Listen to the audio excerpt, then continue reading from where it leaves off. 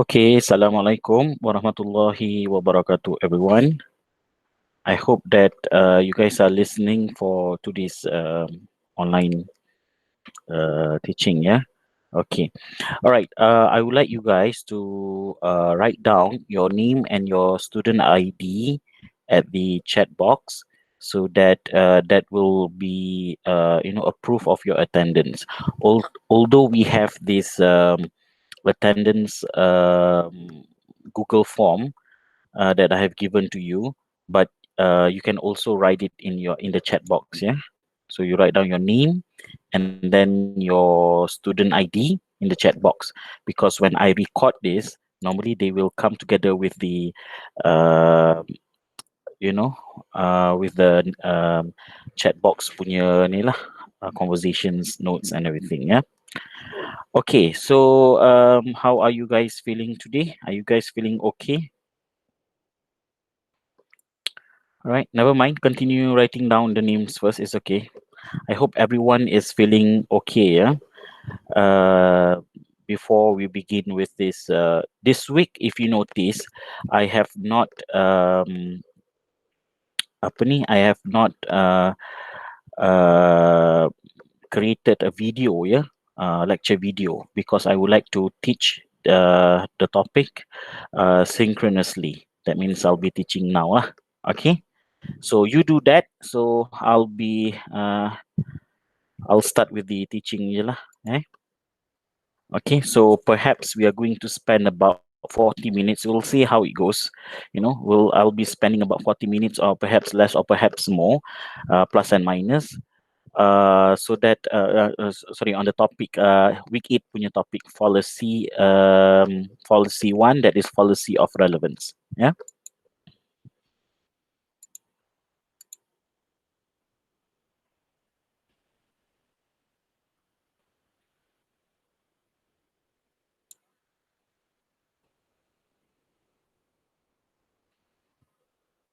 Okay, so let me know if, let's say, you are not able to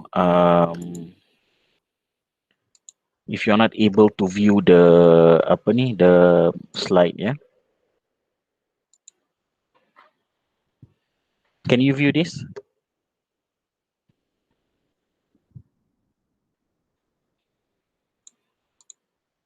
Okay, sebab tak nak nanti short sendiri pula. Okay, so I'll start off lah dengan logical fallacy. Okay, so basically, for week 8 and week 9, you'll be learning two types of logical fallacies. So that's why for week 8, I named this, the lesson as logical fallacy 1. Okay, so nanti next week, there will be logical fallacy 2. All right. So basically, this is the content. We'll be looking at what is fallacy of relevance, what is fallacy of insufficient evidence, the concept of relevance, and also types of fallacy of relevance. Yeah. We are going to look at what is fallacy of relevance and insufficient evidence, but this week we are going to focus only on fallacy of relevance. Yeah, fallacy of insufficient evidence, you'll be learning this next week. So what is basically a fallacy? So we see, or we encounter, or perhaps we experience arguments in a daily basis. We watch in television, perhaps we hear from radio, we read from books, newspapers, or we read an advertisement, watch an advertisement, etc. Even now, I should have included social media as well. A lot of issues that are being discussed online on social media. So sometimes you may encounter arguments, and your job as a person who actually who reads the arguments, who tries to understand the arguments, your job is to evaluate the arguments, and whether or not you are going to accept the arguments, or whether you are going to reject the arguments. So this is where critical thinking skills come in handy. So that is why it is very important and significant for you to learn what fallacy is all about.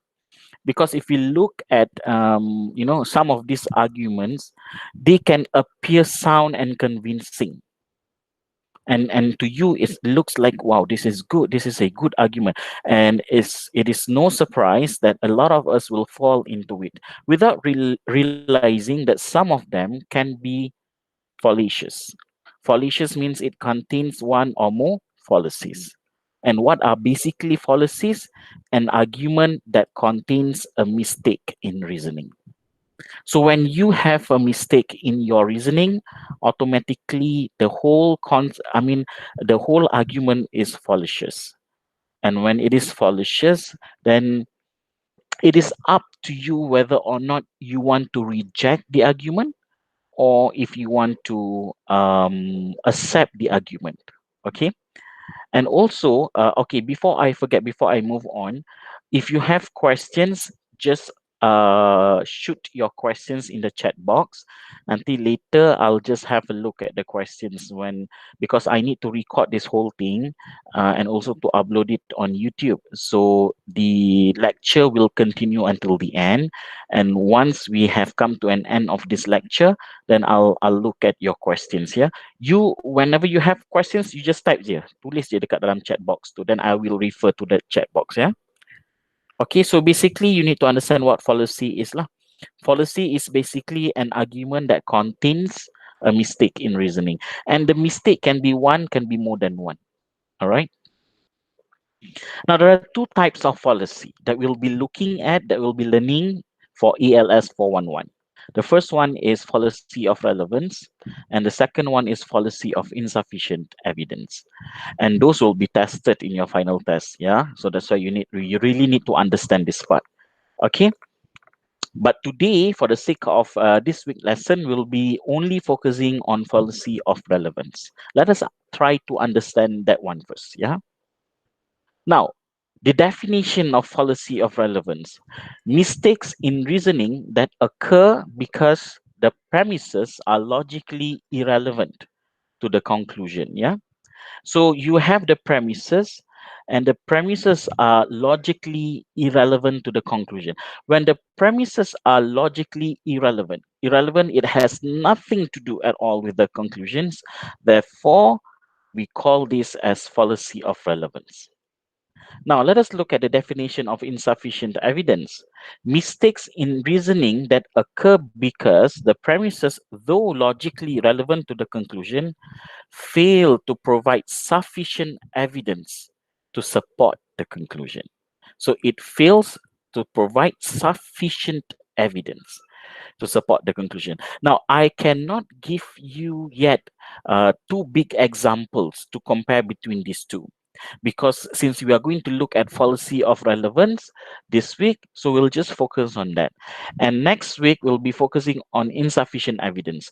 Now, after knowing what fallacy of relevance and the types of relevance that are in fallacy of relevance, and then next week, you'll be learning on about insufficient evidence, then you may get the bigger picture for you to differentiate between these two. Okay, as of now, let us just focus on fallacy of relevance. Now, before we move on to the types of fallacy of relevance, let us try to understand the concept of relevance. Yeah. Now, to say that one statement is relevant to another is to say that it counts either for or against that other statement. So that is how we look at statements. Yeah. And if you want to understand statement, if I think up until now, you should already know what are statements. So statement are basically, it consists of premises and conclusions.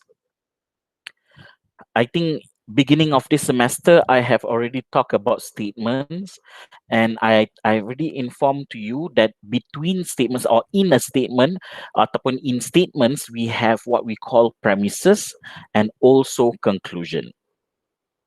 So statement is relevant to another is to say that it accounts either for or against that other statement. Hold on, yeah, I need to.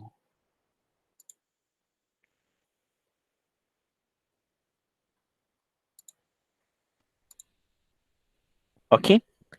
So, in other words, a statement is relevant to another statement if it provides at least some reason for thinking that the second statement is true or false. Okay, so a statement can be relevant or irrelevant to another in three ways. Okay, we have positively relevant to another statement, or negatively irrelevant to another statement, or logically irrelevant to another statement. Now, positively relevant to another statement, a statement is positively relevant to another statement if it counts in favor of that statement. Now, let us look at the example here. Yeah, the first argument: dogs are cats, and cats are felines. So, dogs are felines. That is the first argument. Second argument: all dogs have 5 legs. Rover is a dog, so Rover has 5 legs. Now, in the beginning, okay, in the first and second arguments, the premises provide logically conclusive reasons for accepting the conclusion. Am I right? Okay. All right. Although, okay, let us not focus yet on whether or not the statements are false or they are true. We'll just go by, because there will be at the end of this part there will be like explanation of it. Yeah. First argument: dogs are cats. Now, if dogs are really cats, therefore the second statement, cats are felines. Okay, sorry, the second statement, cats are felines. So the conclusion is derived based on these two. When you say that dogs are cats and cats are felines, surely dogs are felines too. Okay, we are not looking in terms of the truth or the falsity of the statements. We are just looking at how one statement is giving uh, a relevance to another statement so that it can draw a conclusion. Okay. So the first and the second arguments, the premises provide logically conclusive reasons. I mean, if we see dogs are cats and cats are felines, surely the conclusion dogs are felines, we can still we accept that conclusion. Okay, we accept that conclusion. And if we say that the first statement is all dogs have 5 legs, and the second statement says that Rover is a dog, surely Rover also has 5 legs. We accept that conclusion based on these two statements. We are not looking yet in terms of the truth or the falsity of these statements. We are just looking at whether they provide sufficient logic or logical relevance for us to accept the conclusion. Now let us look at the third argument here. Most Wexford College students live off campus. Annie is a Wexford College student, so probably Annie lives off campus. So in the third argument, the premises provide probable reasons for accepting the conclusion. Okay, probable reason. So since Annie is also a Wexford College, so probably Annie lives off the campus. Although Annie can also be the least Wexford College students who live in campus.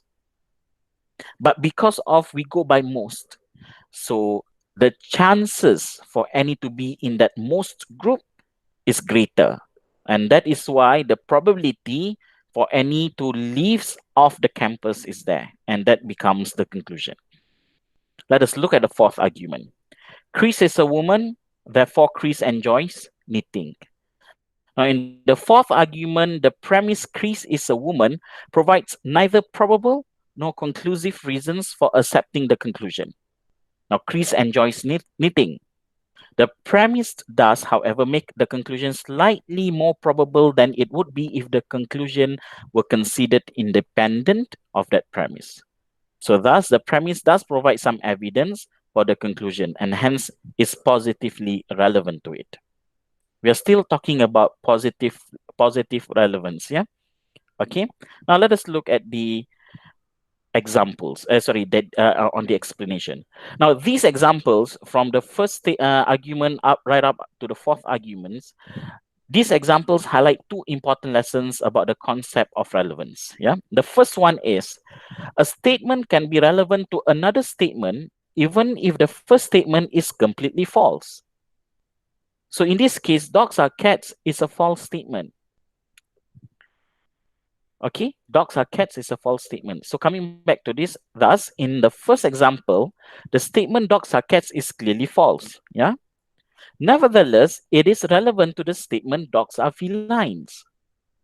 Because if it were true, the latter statement would have to be true as well. So I hope up until now you understand this part. Yeah.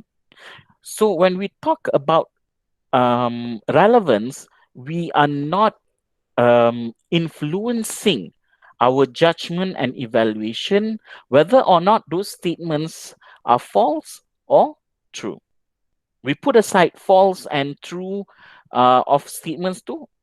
We just put it aside. What we're looking at, if the first statement is true, and that is dogs are cats, and if the second statement is also true, cat are felines.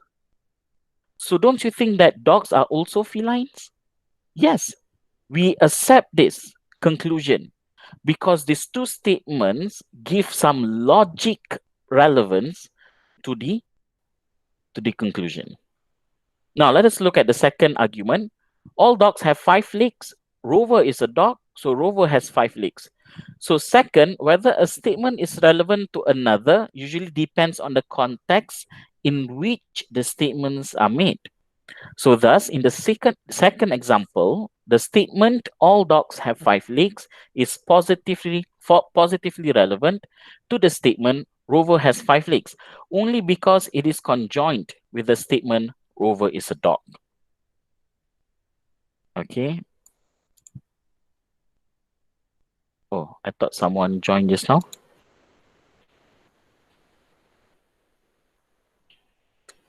All right. Okay.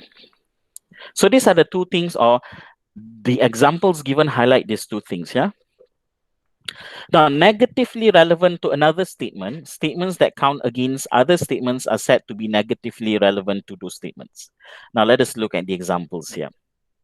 The first argument, Marty is a high school senior, so Marty likely has a PhD. Second argument, Althea is 2 years old, so Althea probably goes to college. Now, in both of these examples, the premises are negatively relevant to the conclusion.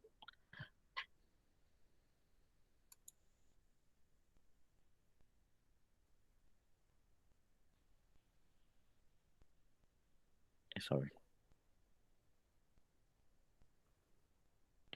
So in both of these examples, the premises are negatively relevant to the conclusion. Each premise is, if true, provide at least some reason for thinking that the conclusion is false. So this is the second kind of fallacy of relevance, and that is negatively relevant to another statement. Now let us look at this the first statement. Yeah, for the first argument, Marty is a high school senior. So Marty is a high school senior. The conclusion is Marty likely has a PhD. So Marty is a high school senior is a true statement, even if it is a true statement, and we accept this as a true statement, but it does not provide relevant or logical relevance to the conclusion. It does not provide, because the conclusion is Marty likely has a PhD. We're talking about high school senior here. Okay. But is there any chance for a person to obtain a PhD while he is in a high school, or his age is practically in high school age? Yes. I mean, if you watch the Big Bang Theory, Sheldon Cooper, one of the lead actors, obtained his PhD at the age of 14 years old. I mean, according to the movie, to the TV series, yeah.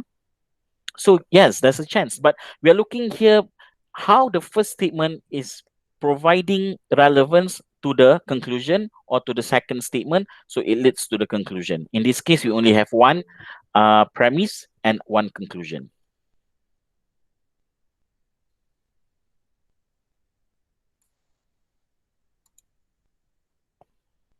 Okay. And next is logically irrelevant to another statement. A statement is logically irrelevant to another statement if it counts neither for or no against the statement. Okay, let us look at the examples. The earth revolves around the sun, therefore marijuana should be legalized. No connection at all. Okay, no connection at all. So they are logically irrelevant. And the same thing happens for the second argument. Last night I dreamed that the Yankees will win the pennant. Therefore, the Yankees will win the pennant. Not necessarily, yeah. Just because you dream of something, not necessarily that dream will come true. All right. So you can see that it is basically they are logically irrelevant to each other. Now, the most important part is for you to understand the next part of this chapter. Now, the first few parts is just for you to get the basic understanding. It is okay if, let's say, you are still in haze. But most importantly, I want you to understand the following part of this chapter, the next part of this chapter, and that is the types of fallacy of relevance. Then maybe you akan faham better. All right. Now let us talk. This is the most important part. In this chapter, fallacy of relevance, this is the most important part. Now, there are 11 types of fallacy of relevance. Okay, we have personal attack, we have attacking the motive, look who's talking. So at this point, so on and so forth, I'm not going to read one by one. I think you can read on your own. So far, in your mind right now, you must have this idea. Fallacy is basically argument that contains wrong wrong reasoning, or a mistake in the reasoning. Actually, and then you must also understand a lot of people are actually committing fallacies when they argue on something without realizing it. Okay, there are two ways looking at this, yeah. Number one, people commit fallacies without realizing it.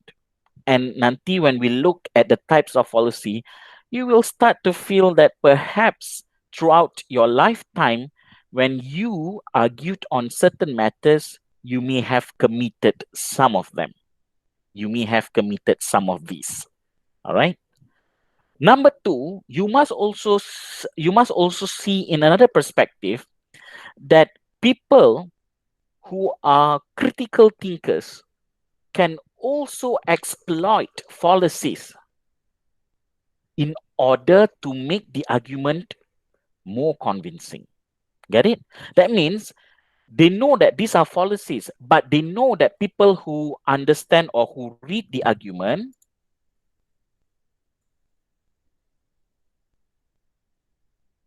sorry. Okay, people who actually read the argument or try to understand the argument, they don't know about this fallacy. And fallacies can be an easy trap. Yeah, an easy trap to lure these people to fall into your argument, to agree with you. So there are two types or two ways of looking at this. Yeah. Number one, when people argue, they don't know they have actually committed this. So it's your job as a person who understands, who reads argument, who try to understand arguments, you have to notice this. Oh, tak boleh lah because that person is committing personal attack or that person is attacking the motive. So we cannot accept this argument at all. We have to reject, or maybe we can reject but with modification. That means you have to inform the arguer you have committing attacking the motive. Can you please change your premises, or maybe can you please change your conclusion, or can you please change the whole concept of your argument, come up with a better one, because you have committed fallacies. That is the first way of looking at it. The second way of looking at it, as you as the arguer, so you understand completely fallacies, tapi you exploit fallacies ni for your own benefit, knowingly that your audience, the people who actually read your arguments, they don't know anything about fallacy, because fallacies can be easy traps. Okay, nanti when we look at it, we can see. So in your mind, people who actually employ this types of fallacy in their argument, they use this in their argument. When you look at it, at a first glance, you feel that this is a good argument. So orang kata on the surface, at one glance, you tengok argument, this is a good one. Until you notice, no, I think something is wrong. And then you look back at the so-called argument, and you study carefully, and then you realize, oh, that person has committed um, appeal to pity, or that person has committed bandwagon argument. That is when you started to, okay, I guess this is wrong. But imagine, yeah, if there's an issue going on, but we are talking about normal people, people who, the crowd, the people, the public. Not many of them are aware of this. So imagine, you know, the advantages of you guys learning this course this semester. Now that you know about this, then you have an extra advantage to become more critical in evaluating or giving judgment towards certain arguments. Tapi you just imagine lah, makcik-makcik, pakcik-pakcik kat kampung, people who may not have the opportunity to learn this, they can be the ones who are easily prone to fall into arguments who are very weak, or arguments who made mistakes in reasoning. Tapi dia tak tahu. But you, in your case, you know, because you have learned this. Okay, you have learned this. And if you ask me, the purpose of this whole thing is, once you have learned this, you can go back. For example, you can tell your mother why you cannot follow things people post on WhatsApp, or share on WhatsApp group. Remember, in the beginning of PKP or this COVID-19, they shared a lot of things. You can pakai kunyit lah, apa lah, to avoid got infected by the virus, so-called virus. You come up with this traditional remedies, you know so a lot of parents, even, to my surprise also, my mom, who happened to be an ex-educator, she was an ex-teacher. I can only think that a person with good educational background like her should be more critical when it comes to evaluating, this kind of information. But it turned out to be the other way around. My mom falls into it. We are talking about, my mom, who is an ex-teacher. So imagine people who are without good academic background, may not have gone to a formal learning education. How are they going to evaluate that so-called information? So for them to be, for them to be more critical. So it's your job. And when they like to ask, why do you think this is wrong? So it's your job to tell them, what are the mistakes that they have committed in that so-called sharing that information, and in that so-called argument. It's your job. You have to explain to them, mom, this is we cannot actually fall into this. You know why? Because the person is using red herring fallacy. What is fallacy? Mistakes. Red herring to apa? Then you explain to them. All right. So I hope by now you have that good understanding. Yeah. So let us look at one by one. We'll start off with personal attack. Now, we commit the fallacy of personal attack. Ignore the 7. Yeah. When we reject someone's argument or claim by attacking the person rather than the person's argument or claim. So we reject someone's argument or someone's claim by attacking the person rather than the person's argument or claim. Now let us look at this example. Hugh Hefner, founder of Playboy magazine, has argued against censorship of pornography. But Hefner is an immature, self-indulgent millionaire who never outgrew the adolescent fantasies of his youth. So his argument, therefore, is worthless. So this is the example here. Now you see the basis of that person who evaluates the argument, because Hugh Hefner, the founder of Playboy magazine, he said that he argued against. Against means that he doesn't want censorship of pornography. Okay, so he came out with good argument and all of that. But the reason why you reject his argument This is the given reason because Hefner is an immature, self-indulgent millionaire who never outgrew adolescent fantasies of his youth. So basically, you rejected the claim or the argument made by Hefner because of his personality or what you think about him as a person, or maybe you heard things about him, not on his argument. So you are rejecting his argument.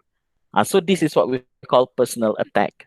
And notice this, you will realize when it comes to election, I'm not sure if you had encountered this before, but I have encountered this numerous times, yeah, especially when it comes to general election or any small election held before, yeah.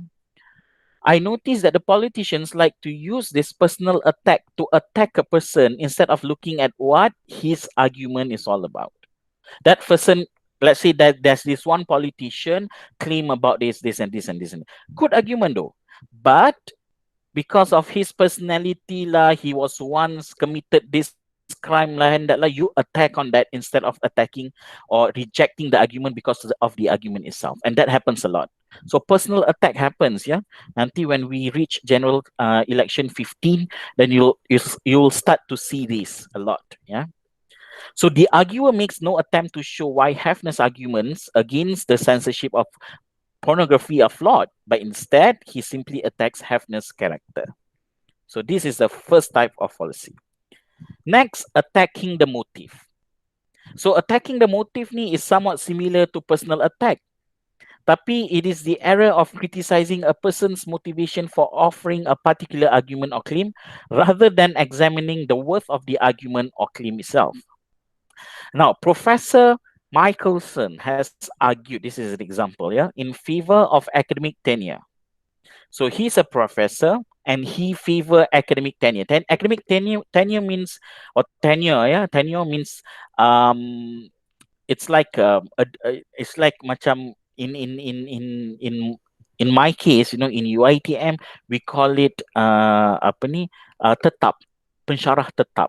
So we also have, you know, contract lecturers. So imagine that when you first got appointed, you got appointed as pensyarah contract, but later, you know, after like few years, they realize that you have potentials, you know, you have contributed a lot to the faculty or to the university, and then they begin to offer you a jawatan pensyarah tetap. So basically, this is what happening here lah, in most of public universities across the world, yeah. So now you are rejecting his argument. But why should we even listen to Professor Michelson? As a tenured professor, of course, he supports tenure. Yes, it's true. But you see, the pattern of reasoning is fallacious because people with biases or questionable motives do sometimes offer good arguments.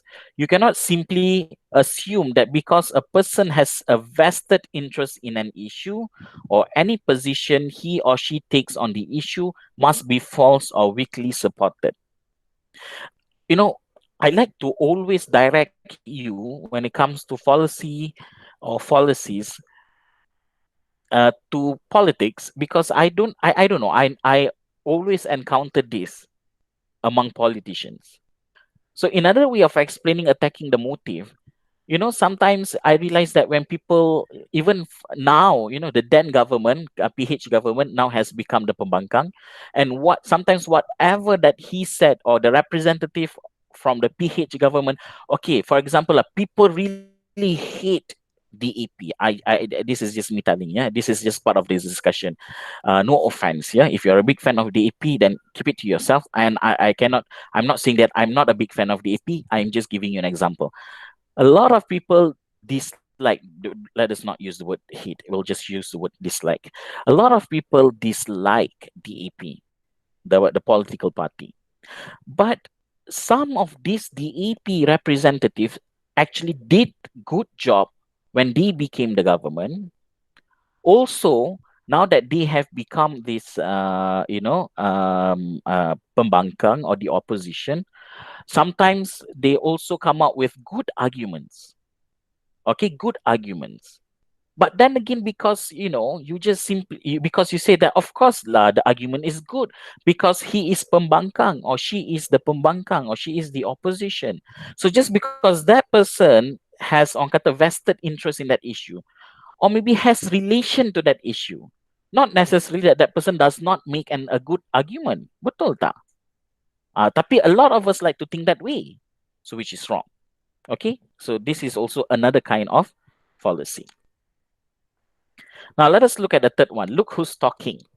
So the fallacy of look who's talking is committed when an arguer rejects another person's argument or claim because that person fails to practice what he preaches.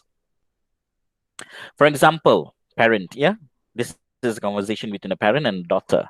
So, honey, I don't want you to skip school on senior skip day. You don't want to jeopardize your chances of being class valedictorian, do you? So valedictorian is basically like, like a outstanding achievers in the so-called class, yeah? So the daughter replied, but mom, you told me you skip out on senior skip day. So why do you always get to have all the fun? So arguments are good or bad not because of who offers them, but because of their own intrinsic strengths or weaknesses. So when someone offers an argument and you are actually judging or maybe you are rejecting that argument or you are accepting that argument based on who is the person or the person who offers the argument, I guess that is wrong. Because sometimes, I give you another example. Let's just say that, a doctor advises you, hey, I think you should quit smoking, yeah? Or I give you another example. Let us not talk about let us not talk about smoking. I went to see a doctor. The doctor is pretty, how should I say, pretty similar to me in terms of size. In terms of size. But when I went to see the doctor, sometimes I told the doctor, I said, doctor, sometimes I find it very hard even for me to put on pants. I sometimes I feel that I'm short of breath, this and that. And what did the doctor told me? Well, simple, Elias, you just need to exercise and lose some weight. Once you get the ideal weight, then perhaps whatever that you have right now will be resolved. And then suddenly I look at him and said, look who's talking. So that is where the term comes in, yeah? Look who's talking. You know what I mean? So you also, we share a similar size and you are advising me. No, you must look at the argument or the merit that the doctor is actually an expert. Although he does not practice what he preach. We are here to accept or reject an argument because of the argument itself, not because of something else. Or even the person who offers the argument. We don't look on that part. We just look at the argument itself. Ni pun perasan kan? I also sometimes commit this, yeah. I also sometimes, when people say something, contohnya lah, something I say, look who's talking lah. I said, you yourself also don't practice what you preach and you expect. No, if it is a good argument, although he does not practice it, but if it is a good one, then why not? Betul tak? Two wrongs make a right. Closely related to the fallacy of look who's talking is the fallacy of two wrongs make a right, which occurs when an arguer attempts to justify a wrongful act by claiming that some other act is just as bad or worse. Ini pun happens juga. I give an example. I don't feel guilty about cheating on Dr. Boyer's test or Mr. E test. This coming Friday ni. Okay, I don't feel guilty at all about cheating Mr. E's test. Contohnya, half of the class cheats on his test. Can you see? Now, this is a bad argument because you offer a premise as if you are saying that, as if you are saying that what I did is okay because everyone else is doing it. Although what I did is wrong. It's not acceptable. I think it's wrong for you to cheat. But everyone else is doing it, so it's okay. Just because everyone else is doing it does not mean that it gives you the permission to say that it is okay. This is two wrongs make a right. Yeah, Two wrongs make a right. So we have all offered our share of such excuses. I think we have gone through this in our life. But however tempting such excuses may be, we know that they can never truly justify our misdeeds. It's still wrong. It is still wrong. You know, like there's also a saying in Bahasa Melayu, matlamat tak menghalalkan cara. Remember? Maybe your intention is good, but then again, your action is wrong. It's still wrong. Just because you cannot say that, but my intention is good, so it should be good. I kill that person because my intention is good, because that person brings bad influence. So I have to kill that person. So the intention was good. Because I don't want him to spread that bad influence to others. So I had to kill him. But the action is wrong. So still it is wrong. You can never justify, although with your good intention, you cannot justify that with your good intention. Next is scare tactics. The fallacy of scare tactics is committed when an arguer threatens harm to a reader or listener if he or she does not accept the arguer's conclusion. And this threat is irrelevant to the truth of the arguer's conclusion. Let us look at the example here. A diplomat to another diplomat. Yeah, I'm sure you'll agree that we are the rightful rulers of the San Marcos Islands. It would be regrettable if we had to send armed forces to demonstrate the validity of our claim. Now, if you understand the underlying meaning here is, it is a threat. Although they use words like, I'm sure you'll agree, I'm sure you'll understand this. But you can see that within this argument, there's this one underlying meaning, that is, if we don't accept the fact that this island belongs to us, we'll send in our troops and there will be a war. And because of these scare tactics, the whole argument is a mistake. And we often hear this. Sometimes politicians like to say this. Well, I hope you all understand, the need why we need to make changes, why we need to cut down salary. I hope you all understand, yeah. Otherwise, if you don't understand or you don't agree to this, perhaps, there will be no more no more bonus for all of you. So in a way of saying this, tak nak you rasa takut lah, you had to follow it. You had to fall into it. So the person who use scare tactics, of course, you have committed fallacy. What worries me is the people who fall into this kind of fallacy. Because of the scare tactics, they got so scared, they just had to fall into it. So this is where evaluation, your evaluation, your judgment when evaluating an argument, this is where you have to stand up and say that you are using scare tactics, which is wrong. If this island belongs to you or this island is rightfully yours, it will be yours. Don't worry. You'll have my word. But whatever it is, we have to bring this matter to the international court, for example, yeah? Or we have to bring this matter to a mediator, for example, orang tengah contohnya. But if they decide that it's yours, then it will be yours. Okay, whether or not the threat that you have in your argument. Can you see? Next, appeal to pity. The fallacy of appeal to pity occurs when an arguer inappropriately attempts to evoke feelings of pity or compassion from his listeners or readers. Belum masuk lagi example, I think by now you dah tahu dah, because we have the word pity there. Now let's look at the example. Yes, student to professor. Ini macam you to me lah. I know I miss half of your classes, Mr. E, and fail on my exam. But I had a really tough semester, First, my pet, constrictor died. And then my girlfriend told me she wants a sex change operation. Oh my God. With all I went through this semester, I don't think I really deserve an F. Any chance you might cut me some slack and change my grade to to a C or a D? You know, sometimes we give excuses in order for us to establish, that sentiment that will arouse the person's pity towards you. Okay. So I think I'm not saying that I am perfect. I think sometimes I also, use this kind of policy when it comes to give reasons, and when I talk to my bosses, I say, I'm so sorry, with the internet down, and also this la and that la. I hope you should understand that, sometimes we like to, and then people will feel sorry, like, or sometimes some people will just simply admit, I know it's my mistake. I know it's my mistake.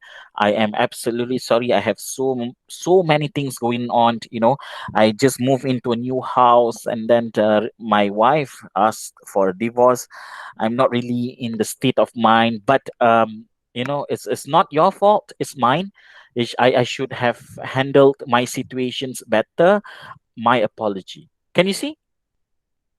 Dia macam nak nampak, nak wind your, and then you would, instead of, yeah, I don't think right after that you would say, yes, it is your mistake. You should know. Yeah, oh, I'm so sorry. I think the reply would be something like this. I'm so sorry. I didn't know that, your wife is, you're going through okay, all right. Let me just be empathetic. All right. Never mind, I'll do your job. Can you see that? Sometimes people will exploit this, yeah, appeal to pity. And I think kita banyak lah, I think appeal to pity has become part of the norms here. You tengok dekat, you look at, I mean, even on social media, people use this. People use this. They commit a mistake, and then they went on for a IG live, and then they start to say sorry for the mistake, and then they began to cry, and they would, say that, I'm just a normal human being, my apology.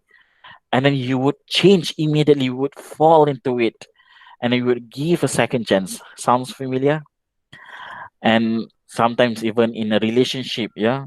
And sometimes you wonder, you as the,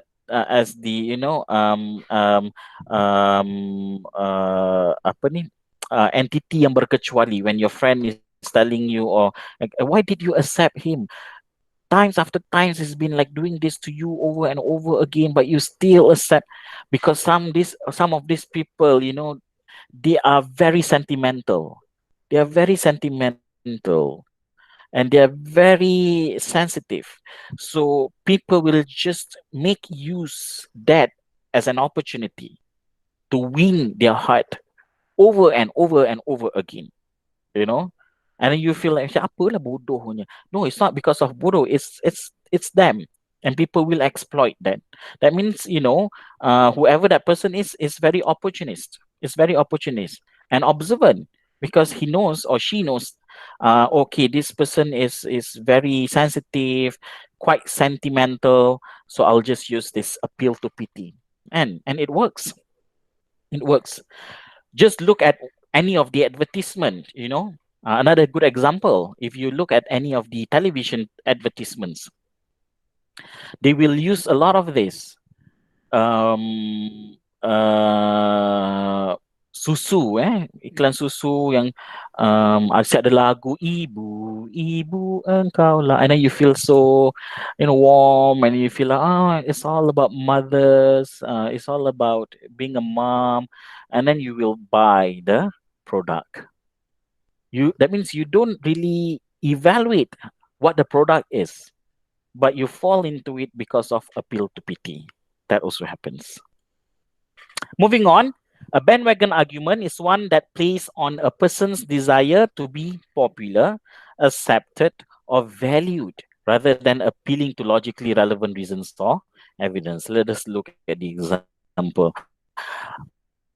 All the really cool kids at East Jefferson High School smoke cigarettes. Therefore, you should too. Or practice is popular, usually provides little or no evidence that the belief is true or that the practice is good. I think this is a clear cut. Even to a person. So when someone becomes a role model to another person, that person would justify because he does it. And everyone is doing it. I don't think I should miss the trend. I don't think I should be left out. I should be following the trend, although knowingly that the trend is wrong, or whatever action that is wrong. Okay? Bandwagon is a clear cut. Now, straw man. The straw man fallacy is committed when an arguer distorts an opponent's argument or claim to make it easier to attack. Give an example here. Pete has argued that the New York Yankees are a better baseball team than the Atlanta Braves. But the Braves aren't a bad team. They have a great pitching staff and they consistently finish at or near the top of their division. Obviously, Pete doesn't know what he's talking about. So this argument misrepresents Pete's view. Pete has not claimed that the Braves are a bad team. Pete is basically telling that the Yankees are better team than the Braves. When you say that A is better than B, you're not saying that B is bad, unless you say B is bad. If you are saying A is better than B, that could there is also a possibility that both are good, but A is better than B. But the way you interpret the whole action is you're looking at the other side or the other end of it, and that is B is bad, and you claim that Pete is telling you or telling us that B is bad, when the fact is Pete did not do so. He actually told us or explained to us that A is just better than B, and that's it. Okay. So by mischaracterizing Pete's view, making it seem weaker or less plausible that it really is, the arguer has committed the straw man fallacy. There was this one was it TV series? I cannot remember, but I remembered Avlin Shauki was in it, and then few other comedians was in it. It was aired on TV3. I can't remember, but I cannot remember. There was this one because they were like macam a TV series ataupun a sitcom lah where they make jokes and everything. It was very I think many years ago lah. Before these people went to Astro and they became more popular, yeah. So masa tu dekat TV3, I remember there was this one scene juga, macam interview scene between reporters and also famous people lah. So some of the comedians pretended to be famous people, some of them pretended to be comedians. Reporters. So they ask questions like, apa yang awak rasa tentang, contohnya lah, apa yang awak rasa tentang orang Melaka? Saya tak tahulah, saya tak pernah ada pengalaman dengan orang Melaka, jadi saya rasa orang Melaka ni macam dia macam tak tahulah, mungkin merasa macam bosan sedikit lah. That was the reply. Tapi the reporter would write, Ilyas benci orang Melaka. Nampak tak? So this is what we call straw man. Straw man means that you are looking at the other end, or you misinterpret the whole context of argument.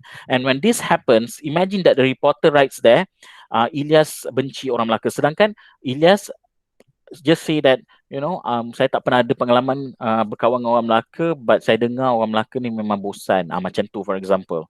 Tapi you interpreted as Ilyas benci orang Melaka, and this will appear on the newspapers, blogs, so on and so forth, and people will just fall into it. Sebab itu you notice that a lot of these tabloid newspapers, their headlines can be quite catchy, and when it is shared on social media, people don't actually read the content. They will just easily fall into the headlines. That happens. Red herring fallacy is committed next, yeah? When an arguer tries to sidetrack his audience by raising an irrelevant issue and then claims that the original issue has effectively been settled by the irrelevant diversion. So red herring is basically inserting a diversion to distract the one who listens to that argument. And at the end of it, you bring back to the original argument by saying that I'm done explaining about the argument. Therefore, this argument is valid, which is wrong. So let's look at an example. Yeah, many people criticize Thomas Jefferson for being an owner of slaves. Thomas Jefferson is the president of the United States. Yeah, so people criticize him because he owns some slaves. But Jefferson was one of our greatest presidents. And his declaration of independence is one of the most eloquent pleas for freedom and democracy ever written. So clearly, these criticisms are unwarranted. People criticize him, Jefferson, because he owned slaves. And suddenly you diverted that whole argument by telling how good Thomas Jefferson, in many other aspects, failed to talk about the real issue. And towards the end, you come back to the real issue by saying that these criticisms are unwarranted. So your argument that Thomas Jefferson is a bad person because he owned is invalid. I cannot say no. This is wrong, and we often encounter this all the time. People will always divert to some other things before that person can be before sometimes during an interview I notice this among politicians again, among politicians they like to do this. Yeah, all right. Oh lama dah 9:25 dah. Okay, move along. Okay. Equivocation. Equivocation is committed when a keyword is used in two or more senses in the same argument that apparent success of the argument depends on the shift in the meaning. This is in relation to ambiguity. Yeah, it's in relation to ambiguity. Now, I give an example. This is straightforward. A clear-cut example. Yeah, it is a crime to smoke grass. So Kentucky bluegrass is a grass. Therefore, it is a crime to smoke Kentucky bluegrass. So a keyword is used ambiguously or equivocally. Maksudnya it has more than one meaning. That is with two or more distinct senses. So the word grass in the first premise, that is smoke grass, it means marijuana. The second, it means ordinary lawn grass. So because of the misinterpretation or misleading in knowing the definition of certain terms, it brings to an irrelevant conclusion. To an irrelevant conclusion. Next is begging the question. The fallacy of begging the question is committed when an arguer states or assumes as a premise that very thing he or she is trying to prove as a conclusion. Yeah, there are two types. Okay, the most obvious way is to simply restate the conclusion in slightly different words. So here are some examples. Yeah, bungee jumping is dangerous because it is unsafe. So the premise that you offer is it is unsafe. Therefore, the conclusion, bungee jumping is dangerous. Don't you think that unsafe and dangerous, they are the same? So this is the meaning when you restate balik the conclusion based on your premise. Okay, so you are just there. Basically, your premise and your conclusion are the same. The same thing happens here. Capital punishment is morally wrong because it is ethically impermissible to inflict death as punishment for a crime. Don't you think that morally wrong means ethically impermissible to inflict death as punishment for a crime? So basically, you are talking about the same. Okay? If people ask you, um, no, Elias is a boy. Why? Because he is a man. Uh, isn't that the same? You know? And that happens, yeah. But imagine this. I think at our level, even with little or average academic background, they can know that this is actually begging to the question. Yeah, is basically a fallacy that does not support a good argument. But you'll be surprised. People in the rural areas, in the kampong areas, those pak cheats, the mak cheats, they cannot see the difference. To them, when you say that pak cik, you have to buy this thing. Why? This thing is good. Why it is good? Because it is the best. Oh, you ke? Okay, okay, beli. They will. Not knowing that the good, the best one is basically the same thing. But they will just fall into it. Because of the intonation, how the persuasion that you have with you, yeah? They will just fall into it. Another second common is like this, yeah? It's pretty long. They call it as circular reasoning. I call it long and winding. Wexford College is a better college than Agitech. Wexford is a better college because it has better students. It has better students because it has better faculty. So it has better faculty because it pays higher faculty salaries. It pays higher faculty salaries because it has a larger endowment. It has a larger endowment because it has more generous and loyal alumni. It has more generous and loyal alumni because it is a better college. You see, you end with what you started off. So basically your conclusion is the same as your premises. This is long and winding. Yang tadi tu memang conclusion and premise 1 to 1. Exactly, they mirror each other. This one is long and winding, like a circle. That's why they call it circular reasoning. You start with like a circle at one dot, pusing, and you come back to the same dot, which is wrong. Okay. All right. So that is the end. I think I can now take questions. All right. True, sir. Apa yang true, sir tu, Shafi? I need to record. Sorry, to stop recording dulu.